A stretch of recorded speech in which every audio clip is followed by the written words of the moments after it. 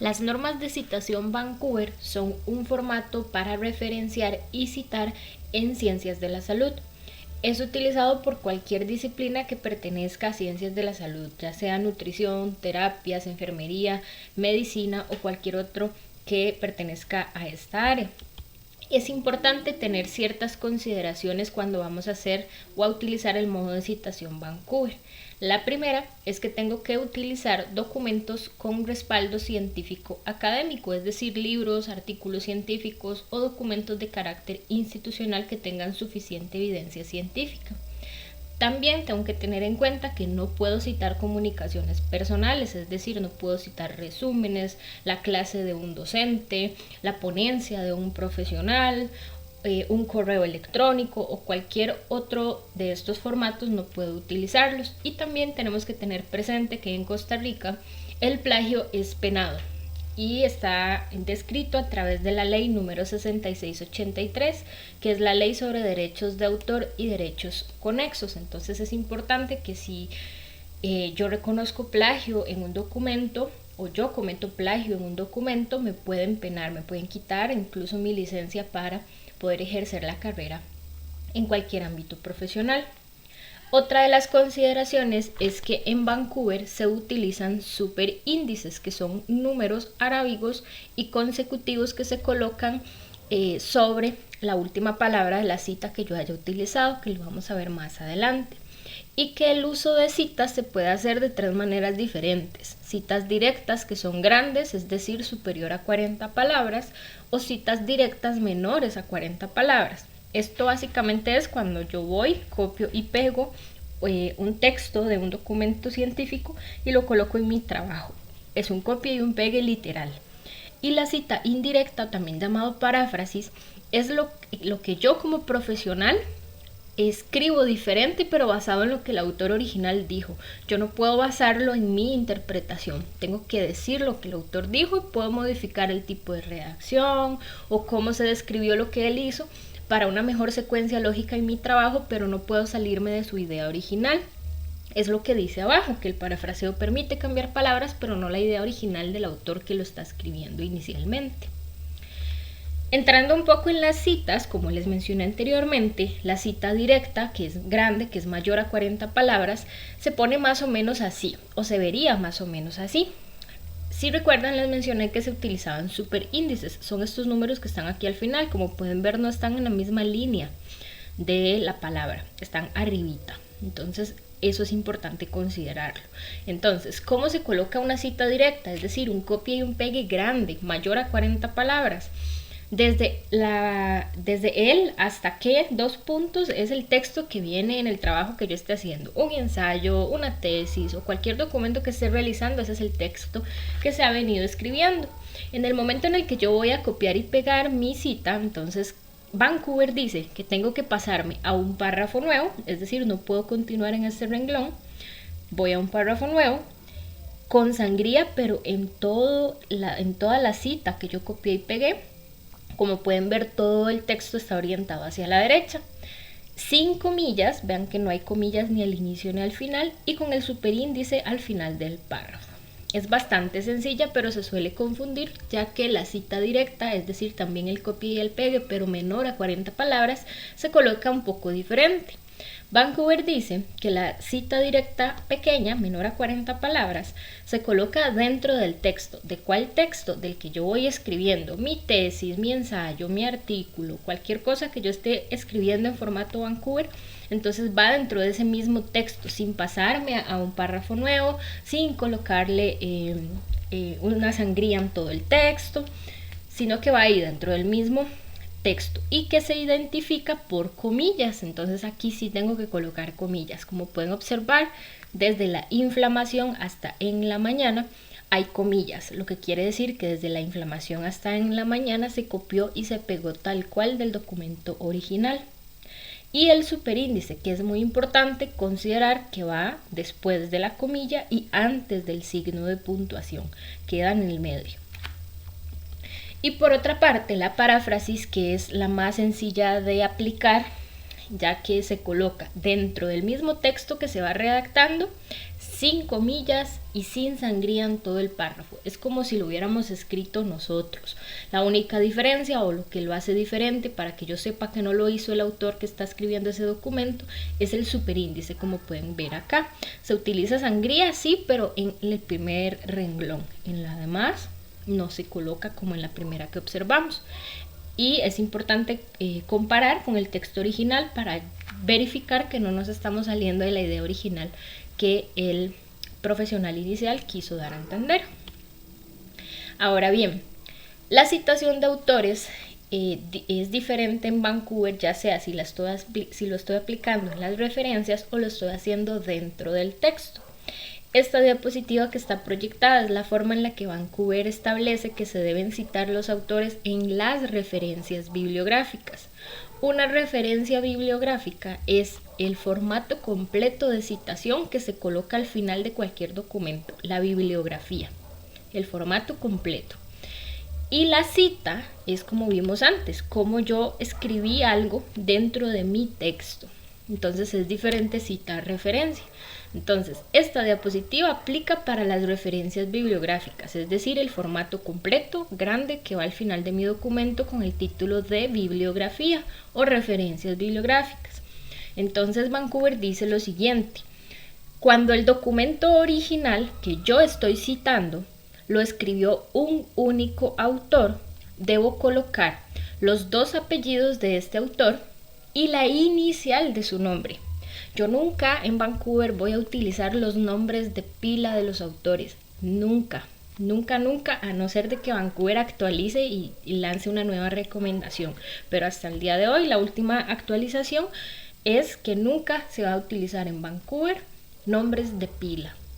Nunca. Entonces, si el documento que quiero citar tiene un único autor, coloco dos apellidos y la inicial del nombre de ese autor.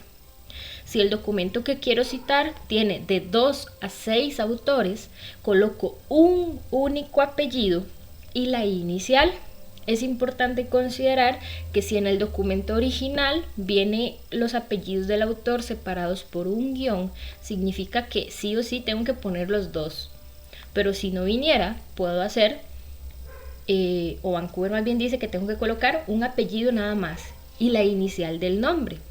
Vean que nunca dice nombre de pila y que cada autor se separa por comas. Cada autor. No pongo apellido, coma, inicial, coma y el siguiente autor. Eso está incorrecto. Tengo que colocar apellido, inicial, coma, apellido inicial, coma, apellido inicial hasta que llegue al sexto autor. Cuando son más de 6 autores aplica el mismo principio. Coloco un único apellido y la inicial de estos, separados por comas. Por ejemplo, Calvo S, coma, Martínez R, coma, etc. hasta llegar al sexto. Cuando se llega al sexto y son más de 6, no tengo que poner los demás, simplemente coloco et al, que es esto que está acá, lo coloco sin comillas. Et al viene del latín et ali y significa y otros autores y otras personas, etcétera, como lo quieran ver. Y siempre después de al coloco un punto, porque ali se abrevia. Como les mencioné, dentro del texto es diferente. Dentro del texto, para no colocar toda la lista de autores y que el párrafo se haga más grande por los autores que por el parafraseo que se esté realizando, entonces Vancouver dice que dentro del texto, independientemente de la cantidad de autores del documento, yo debo colocar solo el apellido del autor. Indiferentemente de si es uno también, nada más que la diferencia es que si solo es uno, nada más pongo, por ejemplo aquí Schenk y no le pongo el et al porque no son más. Ahora si son más de 2, ahí sí pongo Schenk et al, punto, e inmediatamente después de ese punto de et al tengo que poner el superíndice y ya coloco mi parafraseo. Entonces, en resumen, dentro del texto estoy obligada a colocar el nombre de los autores, no necesariamente, pero si yo deseo mencionar el autor, tengo que considerar que no tengo que poner toda la referencia bibliográfica, sino que menciono solo el apellido de uno de los autores. Generalmente se pone el del investigador principal, que es el primero que aparece, y el et al, después el superíndice, y ahí puedo colocar toda mi parafraseo o mi cita directa o mi cita directa menor a 40 palabras, pero siempre considerando cuántos autores estoy citando. La citación de tablas, figuras y gráficos se debe hacer de la siguiente manera. Se coloca, si estoy haciendo un gráfico, pongo gráfico, si estoy haciendo tabla, pongo tabla, y si es una figura, pues pongo figura. Entonces la número, dependiendo de cuántas haya puesto, ¿verdad? Si es la primera, pongo gráfico 1, punto, tabla 1, punto, o figura 1, punto, y coloco el título. Si la figura no trae título, yo la tengo que hacer. Entonces yo le coloco un título lo más completo que pueda para que quede bien claro qué es. Y en la fuente hay dos opciones. Si es un gráfico o es una tabla, es porque nosotros lo hicimos desde cero, basado en un autor, pero nosotros lo hicimos. Probablemente en Word le dimos insertar tabla o en Excel le dimos insertar gráfico. Si nosotros lo hicimos, entonces colocamos fuente, elaboración propia a partir de la referencia, y ahí coloco el superíndice que le corresponde. Si no lo hice yo, por ejemplo en el caso de las figuras, que son todas las imágenes en JPG o en PNG que se colocan, como yo no la puedo hacer desde cero, entonces coloco fuente, imagen tomada de la referencia, y ahí coloco el superíndice que le corresponde. Las imágenes o figuras que se colocan en un documento de carácter científico académico, como las tesis, por ejemplo, tienen que corresponder únicamente a imágenes que estén contenidas en la bibliografía que yo estoy consultando. No puedo poner imágenes de Google. Necesito buscar de la que esté en mi bibliografía para poderla citar de la manera correcta. Eso era un poco las generalidades de Vancouver. En cuanto a los formatos para la elaboración de las referencias, depende del tipo de fuente que se esté utilizando. Entonces, Vancouver, en términos coloquiales, se puede considerar que es una receta de cocina. ¿Por qué una receta de cocina? Porque en una receta de cocina se tiene que seguir al pie de la letra. Si dice sal, tiene que ser sal, porque si yo le pongo azúcar, queda mal hecho. Vancouver es igual. En Vancouver la ventaja es que uno no tiene que aprendérselo de memoria, uno siempre tiene los manuales de Vancouver a mano, ahí cerquita, y uno los puede consultar. Entonces, ¿qué tengo que hacer? Básicamente acordarme que es una receta de cocina y por lo tanto tengo que seguir el formato al pie de la letra, tal cual viene, tal cual tiene que ser mi formato. Entonces, este formato, por ejemplo, corresponde al libro en línea, que tengo que tomar en cuenta. Que tengo que hacerlo al pie de la letra, pero las consideraciones importantes son que los autor o autores se citan como les expliqué anteriormente. Entonces depende de si son un autor, si son de 2 a 6 autores o si son más de 6. Entonces lo cito como aprendí, punto, dice punto, no coma, tengo que colocar el punto. El título del libro, lo más completo que venga en el libro, lo tengo que poner completo, no puedo poner abreviaturas que yo inventé, tiene que ser como el libro viene. Este corchete que dice internet para especificar que se sacó de internet. La edición en Vancouver es importante considerar que no se coloca como en APA, que se coloca el nombre completo, primera edición, segunda edición, sino que en Vancouver siempre se va a colocar la A y el ED. Lo que va a cambiar es el número de edición, entonces puede ser 1 AED, 2 AED, 3 AED y así sucesivamente. El lugar de publicación, la editorial, todos esos datos siempre se encuentran en el documento. Año, la fecha de consulta es cuando yo lo consulté o cuando yo lo estoy citando y se pone completo como se ve en el ejemplo. Punto y se pone disponible en y el link de donde yo puedo descargar ese libro. El libro sin internet es básicamente el mismo formato, solo que sin las cosas que establecen que viene de internet. Por ejemplo, cuando tengo un libro en PDF que alguien me pasó, cuando fui a la biblioteca y me prestaron el libro o me lo pasaron por correo electrónico. Esta es la manera de citar un libro sin internet, o bien si lo tengo en físico, si lo tengo impreso. Tomando las consideraciones que ya vimos, los autores, las ediciones y todo lo demás como se coloca. La opción de capítulo del libro. Hay dos opciones cuando el autor del libro o cuando el autor del capítulo más bien es igual al del libro y cuando el autor de ese capítulo es diferente al autor del libro en general. Esto pasa cuando, por ejemplo, un nutricionista hizo un libro completo, pero hay un capítulo del libro donde él pidió colaboración, por ejemplo, a enfermería.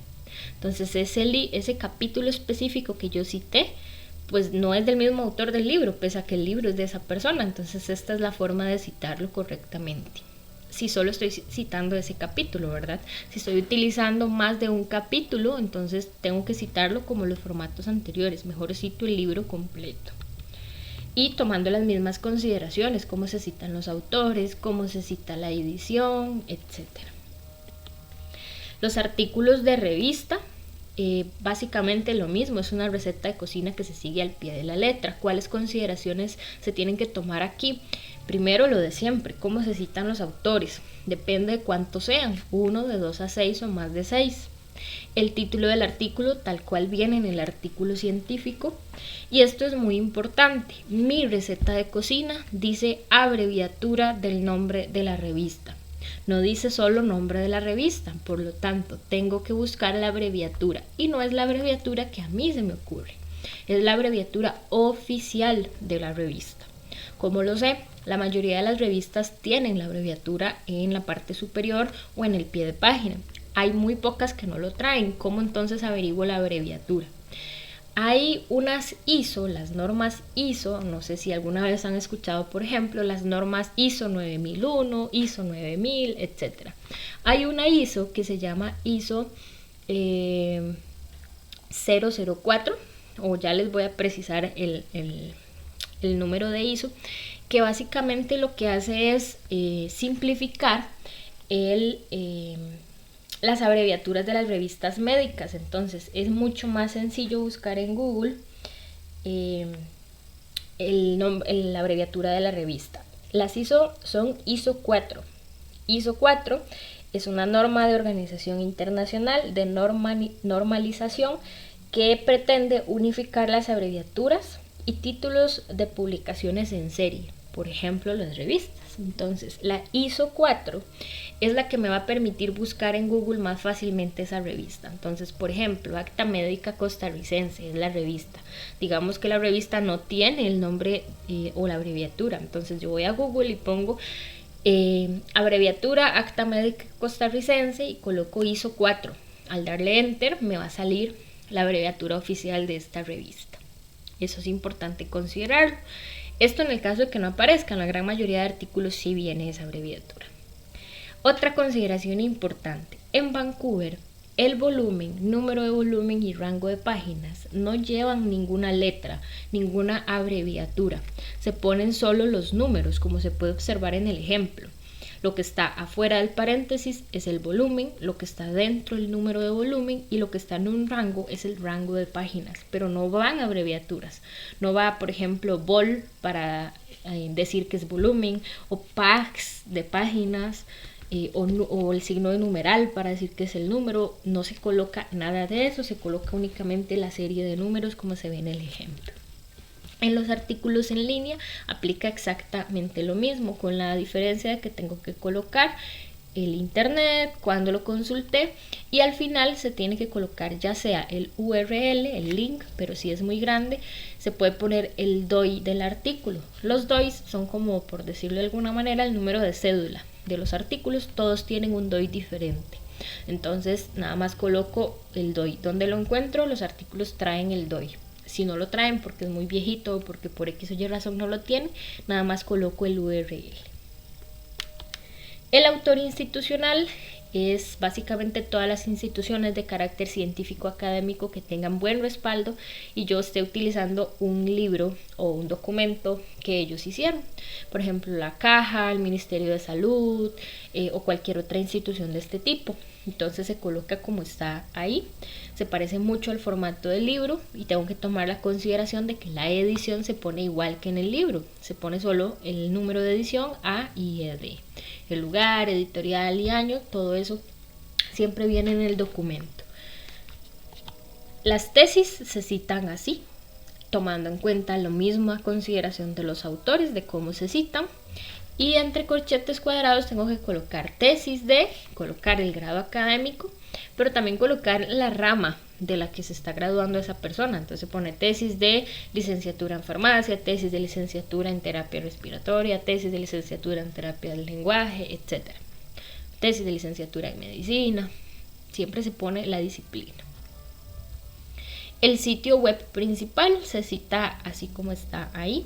Se coloca el nombre del sitio web internet, lugar de publicación, editor. En los sitios web casi siempre el editor es la misma organización que es dueña de la página, entonces se pueden colocar las abreviaturas. Y la parte de un sitio web, que es uno de los más utilizados, es importante señalar que son sitios web que tengan sustento científico. No puedo citar Rincón del Vago, Wikipedia, un blog de un profesional porque no es científico académico. Tengo que buscar algo de peso como la OMS, la OIT, la página de la Caja, el Sistema Costarricense de Información Jurídica, cosas de ese tipo. ¿Cómo se cita aquí? Autores y nombre del sitio web. A veces se especifica el nombre de una persona específica, tengo que considerar cómo citar y nombre del sitio web. En otras circunstancias estos son iguales, el autor y el nombre del sitio web, entonces para no reiterarlo como en el ejemplo lo pongo una única vez. El corchete que dice internet, el lugar de publicación, y en el editor, si no viene editores, porque normalmente es la misma organización su propio editor, entonces ahí puedo poner como en el ejemplo ya sea la organización o puedo poner las abreviaturas, la fecha de publicación de eso que estoy consultando, entre corchete la fecha en la que yo lo estoy consultando, el título de esa publicación y páginas si fuera un PDF o pantallas aproximadas, que como estoy dentro de un sitio web no estoy visualizando un documento y me tengo que desplazar hacia abajo para buscar el dato que cité. Las pantallas aproximadas es más o menos cuántas pantallas, es decir, cuánto me deslicé hacia abajo para poder encontrar el dato que busqué. Y en el disponible en solamente copio el URL. Es importante que consideremos las diferencias entre los formatos. Entonces, a veces se confunden con autor institucional o libro, o con cuando es parte de un sitio web, o cuando es libro en línea. Y básicamente es lo siguiente. Lo que identifica, o en lo que más se parece más bien un autor institucional y un libro, es en el que ambos tienen prólogo y ambos tienen edición y ambos tienen editorial. Esas tres cosas las comparten. ¿Cómo lo identifico? El autor institucional siempre va a tener el logo de la institución. Si yo veo algo que se parece mucho a un libro, pero por ahí veo que trae el nombre de una institución y tiene un logo, eso ya es autor institucional y lo tengo que citar como tal. Si no lo trae, tiene todo el formato para ser libro, tiene prólogo, tiene edición y editorial, entonces es libro. Varía si lo estoy viendo impreso o varía si lo estoy viendo en línea, sería un libro en línea, pero no deja de ser libro. ¿Y cuándo es parte de un sitio web? Cuando puede ser que tenga prólogo, edición o editorial, pero esté dentro del sitio web de la institución. Por ejemplo, un documento en línea de la Caja Costarricense de Seguro Social. Eso sería parte de un sitio web. Y es importante diferenciarlos para que yo pueda elegir el formato correcto. Y esas son como las generalidades o lo principal de las normas de citación Vancouver.